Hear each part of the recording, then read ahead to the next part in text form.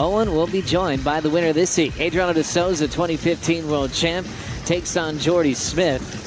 Jordy currently number 6 in the world. Before it or on paper, because they're both such great experienced surfers. Adriano, and we see there a 0.5 for Jordy on the first one. There's going to be a 0.5 there for Adriano as well on their first one. So both guys coming unstuck on the first waves of this exchange. As we look at De Souza chip into this one after the wipeout. Board change, that one's looking solid. Quick completion there in the pit for a former pipe master who won that in his world title day at Pipeline in 2015. De Souza, a guy that's felt like he's always been against the odds his entire career. One of the best in the business, and now he's putting his name on the map at the barrels here at Teahupo'o. What do you think about that one, BL?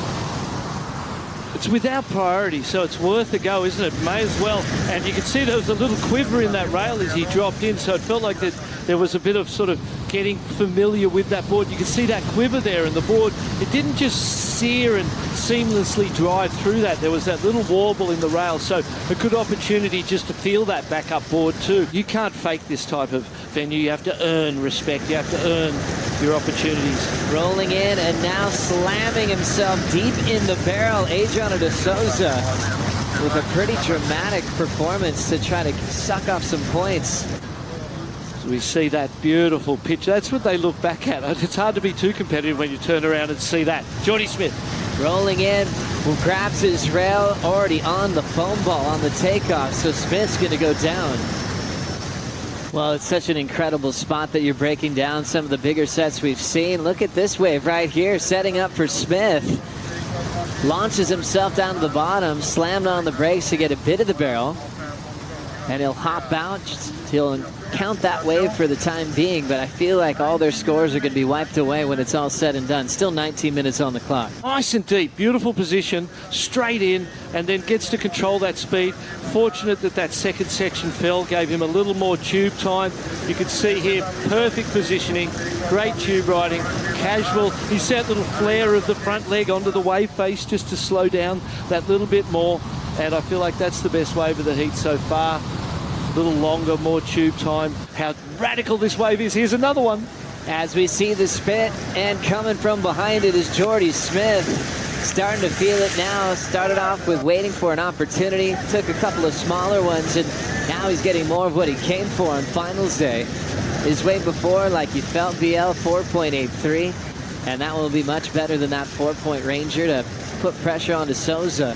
15 minutes on the clock. Jordy, super. He must have swung at the last minute. That was a gift from Adriano. And I feel like that was a serious mistake by Adriano. But look how late Jordy is. What control from Jordy Smith. Just love the approach, looking straight down. Had more size and a much bigger barrel to sit right inside of. And classic backhand tube riding. I love how high up he's sitting there. It's finals day as we go right into the pit with Adriano de Souza. The back sucking off the reef. Smith controls it. Pulls himself up high for the exit. And De Souza's going to wear Jordy's wave on the head again. So a wipeout for De Souza when he was trying to fight back.